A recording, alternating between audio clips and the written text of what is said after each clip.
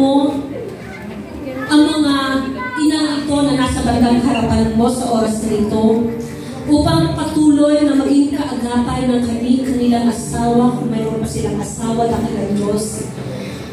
Magkabuo ng pamilyang ipinagkatiwala mo sa kanila.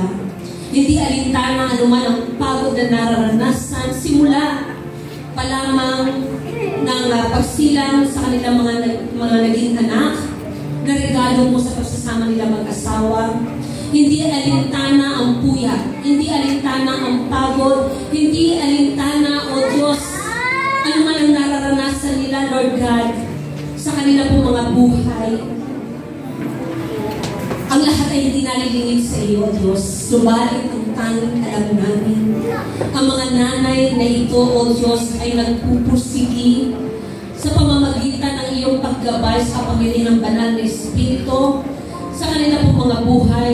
Patuloy na bumubuo ng isang pamilya, mga anak kung saan inilalagay ang banal na takot sa puso kahit sa murang edad upang lumakad ng naaayon sa iyong kalooban sa kanila pong mga buhay.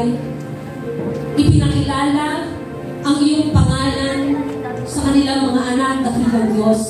At salamat sapagkat sa gitna man ng anumang problema o pagsubok sa loob ng tahanan, narito ang mga nanay na ito, O Diyos, strong enough, firm enough, Lord God, upang gumawa kagabay ang kanilang mga asasawa ng desisyon kung saan mananatiling matatag, isa, united, ang pamilya na ipinagkatiwala mo sa kanila. Pagpalain mo ang mga nanay mo ito, dakilang Diyos, at hayaan mo na patuloy nilang maranasan ang pagsama mo sa kanila pong mga buhay, maranasan ang paggabay mo upang ang kanilang mga anak ay maitama ang direksyon, dakilang Diyos, sa kanila pong mga buhay.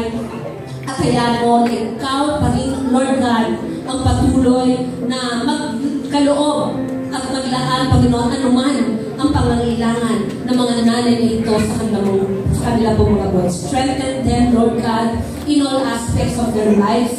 Sinasabi, Panginoon, na ang mga nanay, Panginoon, ay emotionally weak. But then, Lord, alam namin, Lord God, ito ang kaparaanan mo, dakilang Diyos, upang ipadama ng mga nanay na ito ang klase ng pagmamahal na ninanais mo, Lord God, na ma-extend sa kanila pong pamilya, dakilang Diyos.